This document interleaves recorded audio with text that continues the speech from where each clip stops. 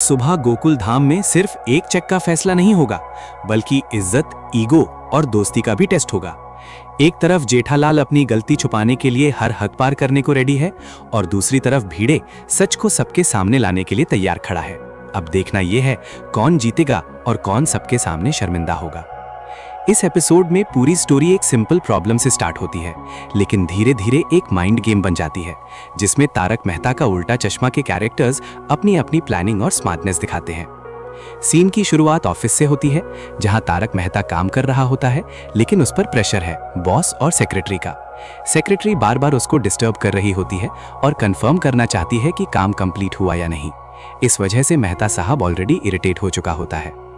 इसके पैरेलल जेठालाल की सबसे बड़ी प्रॉब्लम है सोसाइटी रिपेयर फंड का चेक।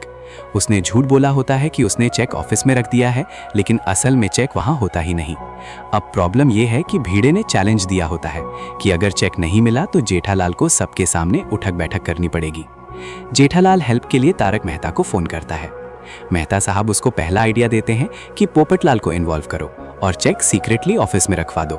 लेकिन प्रॉब्लम यहाँ ट्विस्ट लेती है, क्योंकि पोपटलाल फोन नहीं उठाता और मैसेज करता है कि वो सीक्रेट मिशन पर है। जेठालाल जितनी बार कॉल करता है, पोपटलाल फोन स्विच ऑफ कर देता है। पहला प्लान फेल। फिर मेहता साहब दूसरा प्लान देते हैं कि अब्दुल को बोलो कि वो पोपटलाल के आने पर इन्फॉर्म करे और उससे पहले ही सिचुएशन कंट्रोल कर लो। लेकिन यहाँ भी ट्विस्ट आता है।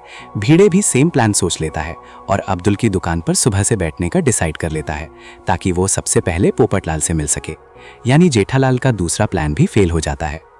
अब मेहता साहब फाइनल और सबसे टफ आइडिया देते हैं।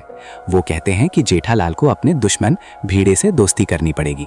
उसे अपनी गलती एक्सेप्ट करनी होगी, सॉरी बोलना होगा और समहाउ भीड़े को कन्विंस करना होगा कि वो चैलेंज जानबूझकर हार जाए। जेठालाल मजबूरी में ये प्लान एक्सेप्ट करता है, क्योंकि बात उसके बापूजी की इज्जत की होती है। फिर वो भीड़े के घर जाने से पहले एक स्मार्ट मूव करता है। वो गिफ्ट लेकर जाता है, आयरन, इस्त्री, इलेक्ट्रिक चूल्हा और लेटेस्ट मोबाइल। ये सब वो इसलिए लेता है ताकि भीड़े को इम्प्रेस कर सके। जब जेठालाल भीड़े के घर पहुंचता है तो वो बहुत मीठी मीठी बातें करता है। पहले वो भीड़े की तारीफ करता है, उसकी ऑनेस्टी और सोसाइटी के लिए उसकी डेडिकेशन की तारीफ करता है। फिर धीरे से अपनी गलती एक्सेप्ट करता है और फाइनली अपना असली मोटिव बताता है कि भीड़े उसका चेक ऑफिस में रख दे, ताकि सबको लगे कि चेक पहले से वहां था। साथ ही जेठालाल गिफ्ट्स का भी यूज करता है इनडायरेक्टली भीड़े को मनाने के लिए। वो स्त्री का एग्जाम्पल देता है कि माधवी को पसंद आएगी, मोबाइल का भी लालच देता है। लेकिन यहाँ सबसे बड़ा ट्विस्ट आता है। भीड़े इतना सिंपल नहीं है। वो पहले से ही समझ गया होता है कि जेठालाल क्या करने वाला है, इसलिए वो क्लियरली बोल देता है कि जेठालाल यहाँ सॉरी बोलने नहीं, बल्कि अपना काम निकालने आया है। एंड में सस्पेंस क्रिएट होता है। भीड़े कहता है कि उसने ऑलरेडी इसका सोल्यूशन सोच रखा है और वो जेठालाल को डायरेक्टली बताने के बजाय दिखाएगा। एपिसोड यहाँ एक स्ट्रॉन्ग सस्पेंस पे खत्म होता है। क्या भीड़े जेठालाल की मदद करेगा या उसको सबके सामने एक्सपोज करेगा? क्या जेठालाल की गिफ्ट्स और मीठी बातें काम आएंगी या फिर उसको सच में उठक बैठक करनी पड़ेगी? पूरा एपिसोड कॉमेडी के साथ एक स्मार्ट प्लानिंग बैटल दिखाता है, जहां दोनों कैरेक्टर्स एक दूसरे से एक स्टेप आगे रहने की कोशिश कर रहे हैं। जब सच और झूठ आमने सामने आते हैं, तब सिर्फ एक ही चीज बची रहती है, अंजाम।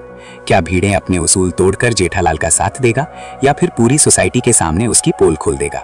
कल का दिन लाएगा एक बड़ा धमाका, जहां हंसी के साथ साथ सबक भी मिलेगा।